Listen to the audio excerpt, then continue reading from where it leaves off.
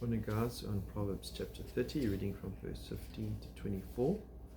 What we notice in chapter 30, there's in Hebrew what is called graded numerical parallelism, which is basically this poetic language of emphasizing four things. He says three, even four. You see that even throughout scripture, sometimes in first chapters of Amos, often specifically in Amos, in relation to judgment. As we go through these, a lot of these are also in relation to judgment, sometimes climaxing on the fourth one, but not always related.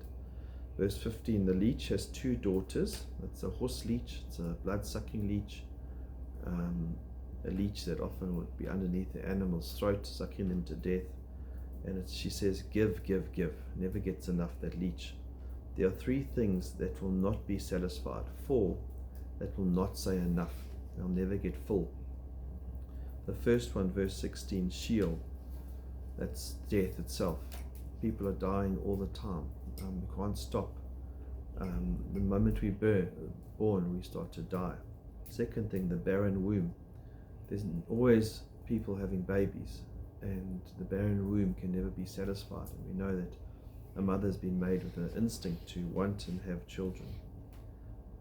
Earth, and if you look at even today, how many 260 people born a minute, 121 people dying every minute.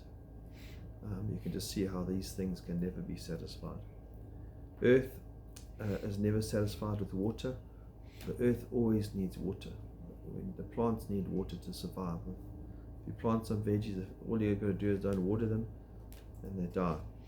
And then finally, the fourth one, and fire that never says enough. And to me, this makes me think of the fire that burns eternally in hell.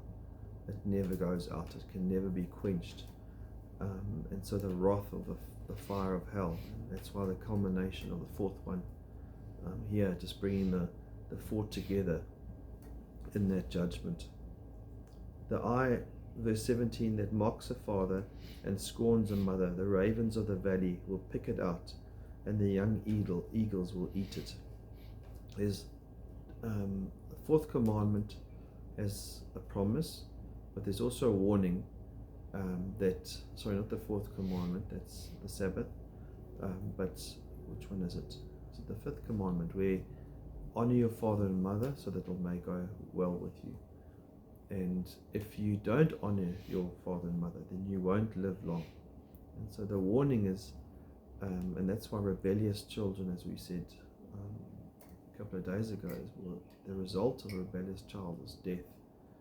They stoned rebellious children. And so it's very important that a father and a mother is not mocked. And those days, it was all about having a good burial. The Egyptians in those days built these massive pyramids. Even the Jews wanted to be buried in their land with their people. And so the worst kind of burial, and it would be devastating, as if your body was left for the animals, like Jezebel, her body just left for the dogs to eat her up.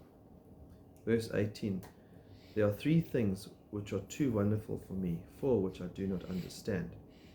The way of an eagle in the sky, the way of a serpent on a rock, and the way of a ship in the middle of the sea, and the way of a man with a maid.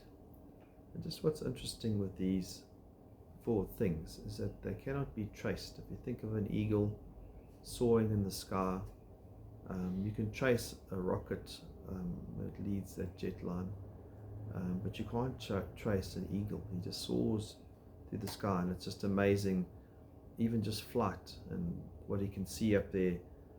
It's amazing design, but you can't trace his ways. The same with the serpent. You can't see how he got to that rock. How did he get on top of that rock? And then the ship, he's just steering through the sea. You're not sure how that rudder steers him from left to right. You can't see which path he's taken.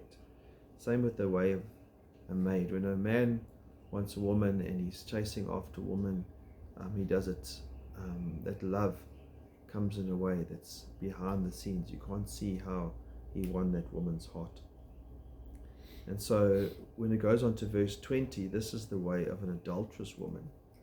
So the evil woman who's doing things behind closed doors, and she's seducing a man, she also does it so that you can't see. It says she eats and wipes her mouth. She wants to hide her tracks, and says, I've done nothing wrong. She tries to claim her innocence. Verse 21, under 3 things the earth quakes, under 4 it cannot bear up. Under a slave when he becomes a king, and a fool when he is satisfied with food. Under an unloved woman when she gets a husband, and a maidservant when she supplants her mistress. And I think we'll look at those 4 things on Monday. Amen.